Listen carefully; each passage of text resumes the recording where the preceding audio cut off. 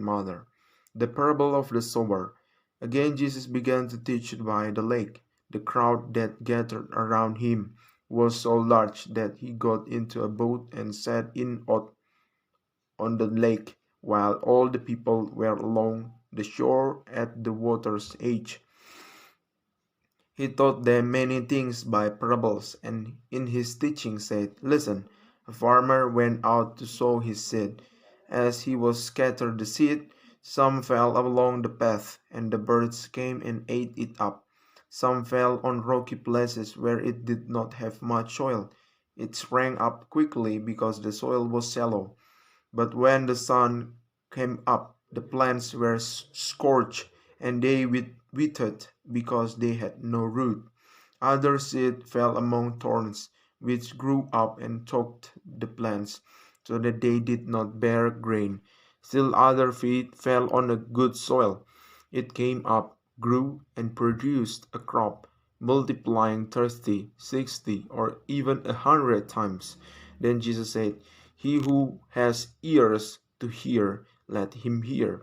When he was alone, the 12 and the others around him asked him about the parables. He told them, the secret of the kingdom of God has been given to you, but to those on the outside everything is said in parables, so that they may be ever seeing but never perceiving, and ever hearing but never understanding. Otherwise they might turn and be forgiven. Then Jesus said to them, Don't you understand this parable? How then will you understand any parable? The farmer sows the word. Some peoples are like sin along the path, where the word is sown. As soon as they hear it, Satan comes and takes away the word that was sown in them. Others, like seed sown on rocky places, hear the word and at once receive it with joy. But since they have not root, they last only a short time. When trouble or persecution comes because of the word, they quickly fall away.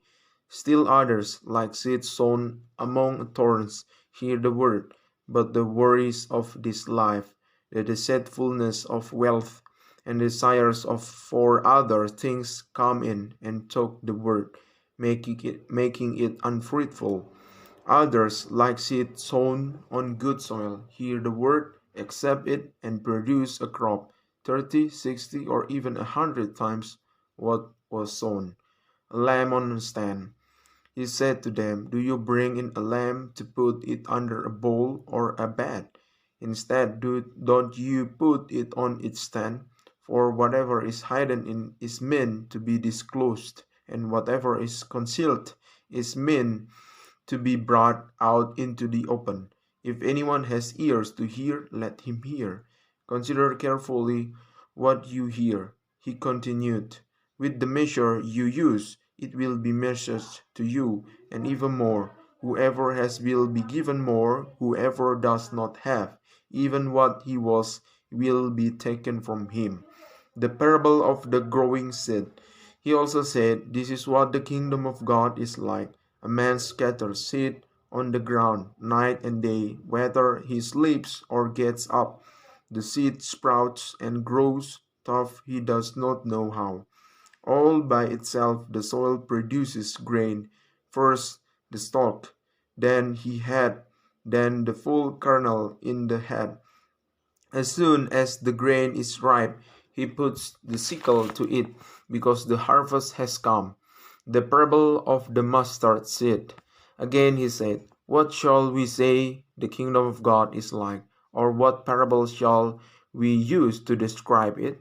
It is like a mustard seed, which is the smallest seed you plant in the ground. Yet when planted, it grows and becomes the largest of all garden plants, with such big branches that the birds of the air can perch in its shade. With many similar parables, Jesus spoke the word to them, as much as they could understand.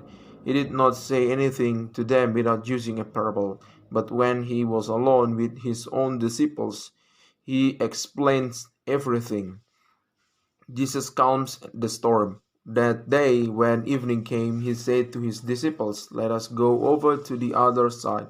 Leaving the crowd behind, they took him along just as he was in the boat. There were also other boats with him. A furious squall came up, and the waves broke over the boat, so that it was nearly swamped. Jesus was in the stern, sleeping on a cushion.